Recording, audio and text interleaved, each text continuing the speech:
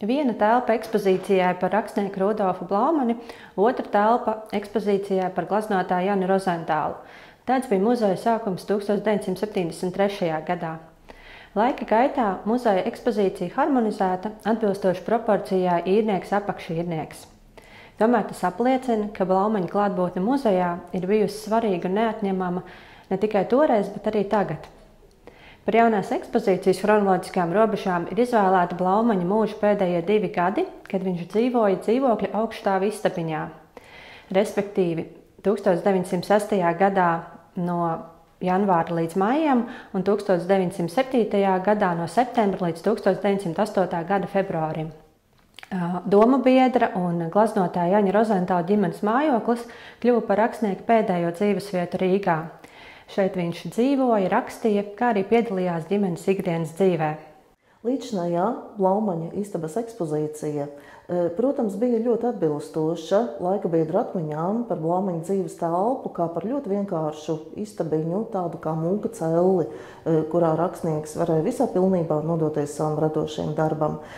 Taču, protams, bija nepieciešams šo istabu ar laiku mainīt, veidot jaunu ekspozīciju, kas būtu vairāk atbilstoša mūsdienu cilvēku, mūsdienu muzeja apmeklētāju prasībām un kas radītu dziļāku, skaidrāku un arī emocionāli bagātāku priekšstatu par Rudolfu Blaumani un par viņa dzīves pēdējiem gadiem, kas ritēja šeit līdzās Rozentāla darbnīcai, kā apakšīrniekam dzīvojot Rozentāla ģimenes paspārnē. Šī ekspozīcija tapa sadarbojoties ar Latvijas Mākslas akadēmiju, ar profesoru Holgeru Elleru un toreiz vēl studentiem Danielu Šatālovu un Emīliju Briezi. Un mēs esam ļoti priecīgi par šo sadarbību, kas bija ilga, pamatīga, ar daudziem dažādos virzienos vedošiem meklējumiem, bet kas ir summējusies ar, manuprāt, brīnišķīgu rezultātu, kur mēs varam redzēt gan īpaši šai istabai izveidotus oriģinālus mākslas darbus, gan mēs redzam ļoti izvērstu un tai pašā laikā ļoti skaidru stāstījumu par Blaumaņa dzīvi šeit. Mūsu uzdevums bija parādīt šo te personu, Rudolfu Blaumani, parādīt tās viņa rakstura daudzās šķautnes, jo tagad jau ir tāds laiks, kad mēs mēģinam ieraudzīt tajos dižgaros arī cilvēku.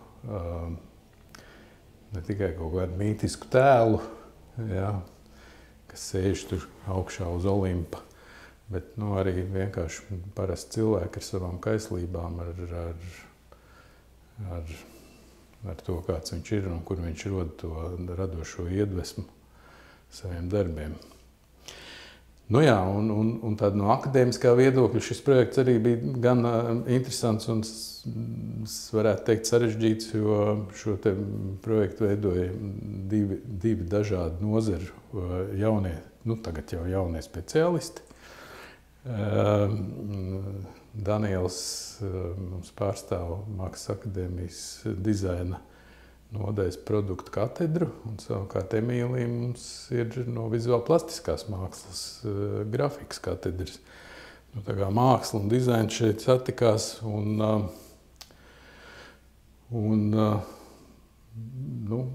tā bieži gadās, kad ir grūti, ka ir divas lielas personības, un katrs ar savām ambīcijām, bet mums izdevās to procesu noregulēt tā, ka katrs atbildēja par savu lietu un katrs atbilstoši savai kompetencei tad arī realizēja tās savas ieceres, virzoties uz kopēju mērķi, protams. Tātad šī ir tā Blaumaņa istaba. Viņa ir salīdzinoši neliela, bet ņemot vērā to, ka viņa ir maza un objekti, kas mums jāievieto šeit, eksponāti ir daudz, tad vajadzēja atrast veidu, kā viņiem, lai viņi nebūtu uzmācīgi un nenomāktu viens otru. Tādēļ mēs piegājām ar tādu minimalistisku pieeju, bet katram tam darbam ir tāds ieslēpts stāstījums. Mēs vēlējāmies panākt šo kaut kādu daudzslāņainību un caurspīdīgumu, un kad cilvēkam ir uzdevums atklāt, jo Blaumaņa lielākā īpašība, teiksim, labākā īpašība bija redzēt cauri cilvēkiem. Šeit var redzēt, piemēram, kā mēs risinājam Blaumaņa dzīves chronoloģiju. Kā viņš pats teica, ka cilvēki grib dvēseli, nevis grāmatas. Un tad mēs to apspēlējam tādā tiešā veidā, kur tad viss viņa dzīves gājums ir nodrukāts šajās grāmatās. Ienākot telpā, pirmais, ko tu ieraugi, ir Blaumans, protams, un viņa pašraksturojums. Pats ir uzdevis savu jautājumus, pats arī atbildējis, un kas ir ļoti svarīgi to nodot apmeklētājiem, jo šeit viss skaidrāk parādās viņa personība, un ko viņš pats par sevi ir domājis. Tas ļoti labi šeit atspoguļojas. Kā arī šajā telpā bija šis dīvāns, kurš bija tāds savu laiku nokalpojis, un viņam bija pelnījis tādu otro cēlienu, viņu bija nepieciešams atdzīvināt, tādēļ mēs viņu pāršuvām ar šo zīda audumu un pa virsu izšuvām karikatūras no laika viņš strādāja laikrakstā Latvija, ar mērķi parādīt ar viņu rotaļīgo pusi. Ienākot telpā, mēs redzam, ka tā ir nošķirta ar šo centrālo objektu. Un tas ir tā ir tāda simboliska pārēja no viņa ārējās dzīves telpas, ar ko mēs viņu plaši pazīstam, ar viņa chronoloģiju, ar literāro darbību un viņa sasniegumiem. Mēs ienākam viņa privātajā dzīves telpā. Un ekspozīcijā mēs interpretējam šo Blaumaņa stāstus, viņa draudzības, attiecības, ticību, redzējumu par pasaules kārtību un viņa vērtībām, un centāmies cieņpilni, respektējot autoru un ne uz ko tieši nenorādot, bet atklājot un izceļot to, kas mums viņā šķiet cilvēcīgs un arī gaišs, jo plaši publika Blaumanu pazīst kā diezgan dramatisku autoru, bet vēlējāmies izcelt šo gaišo strīpu, par ko Blaumans runā, ka tai arī ir tiesības izteikties, un tad vizuāli caurvījām šo gaišo stāstījumu par Blaumanu kā autoru un kā cilvēku. Tas svarīgākais no eksponātiem, kas ir tieši palicis no Blaumaņa, ir šis lēčādas kažoks. Un, kā šī ekspozīcijas galvenais koncepts ir, ka katrā no darbiem ir kaut kas apslēpts, kas apmeklētājiem ir jāmēģina saskatīt. Un tad arī šeit tas bija izspēlēts, ka ienākot telpā, tu uzreiz neieraugi viņu. Viņš lūk šādi aizsacās ciet, un tad pienākot klāt, tad viņš atklājas visā savā košumā, arī līdz ar Emīlijas darbu. Tā vizuāli mēs saskatām sniegputeni, kurš tagad ir norimis, un tad, kad stikls aizsadzās, un atklājās šis izgaismotais kažoks, kurš stāsta par Blaumaņa braucienu mājās pie mātes uz Brakiem, atzīmēt viņas 70. jubileju. Un Blaumanim bija līdzi 7 sarkanas rozes, lai sveiktu māti. Un ar šīm porcelāna ziedlapiņām mēs vēlējāmies saglabāt mākslinieka piemiņu, daudzināt viņa atstāto mantojumu arī. Un darbs arī ietver atsauci uz viņa noveli Salna pavasarī, jo ziedlapiņa simbolizē šo trauslo pārauto dzīvi. Jā, šeit turpinās stāstījums par braucienu uz Brakiem, un sakojot Blaumaņa pēdām, es arī martā devos apciemot viņa dzimtās mājas. Un tolaik ir bijis sniegs, tas arī šodienas kontekstā martā Brakos nebija sniegs. Bet jā, šis skats pa logu un skats uz viņa dzimto ainavu ir klasisks Latvijas dabas skats, kas ietverts visos viņa literārajos darbos.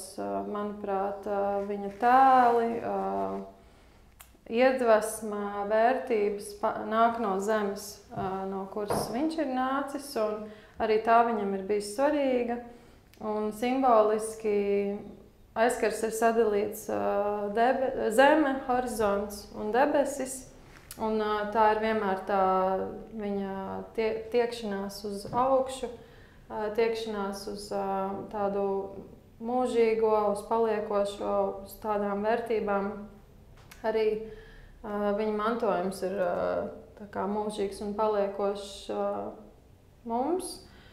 Un kādēļ aizkars aizsadz logu, jo tas atspoguļo viņa attiecības lauki pilsēta, un skatoties laukā pa logu, kur arī Blaumanis ir skatījies un domājis un pārdomājis savus stāstus, mēs redzam viņa māju ainavu, kas viņam ir sirdī mīļa. Un arī krāsas, ko mēs esam izmantojuši dizaina procesā, ir zemes toņi, lai parādītu šo viņa piezemētību, viņa tādu nepārspīlēto dzīvesveidu un tāds, jā, viņa vērtību sistēmu varbūt arī spoguļot tādā veidā. Jā, ekspozīcijas izveidē mēs strādājām ar fotoreprodukcijām, kas muzeja krājumā bija pieejamas. Un kā viens no svarīgākajiem foto, mūsuprāt, bija tieši mātes portrets, un apzināti to ievietojām spogulī, kas telpā jau atradās. Un simboliski, jā, māte bija svarīgākais tēls un svarīgākā persona viņa dzīvē.